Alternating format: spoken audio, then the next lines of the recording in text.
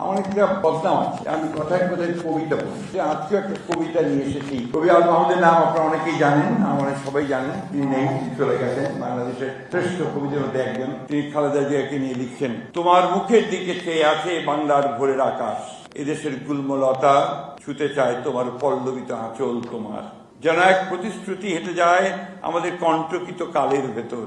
লাঞ্ছিতের আহ্বানে যেন মাটি জন্ম দিল এক শস্যগন্ধি মাটিরই কন্যাকে। লাঞ্ছিতের আহ্বানে যেন মাটি জন্ম দিল শস্যগন্ধি মাটিরই কন্যাকে। প্রত্যাশার কণ্ঠস্বর কি জানি কি মন্ত্র বলে কেবল ছড়িয়ে দিচ্ছ মাঠে ঘাটে আদিগন্ত শস্যের কিনারে। আমরাও সাক্ষ্য দেব, হ্যাঁ আমরা একদা দেখেছি মাতাকে এক অনিঃশেষ আধারে দাঁড়িয়ে আরো ডানার মতো মেলে দিয়ে ব্যর্থ দুই বাহু 11 কোটি মাঝে নেমেছিল বিদ্যুৎ বিভায়। কখনো ভুলো না যেন তোমার ঘুমটায়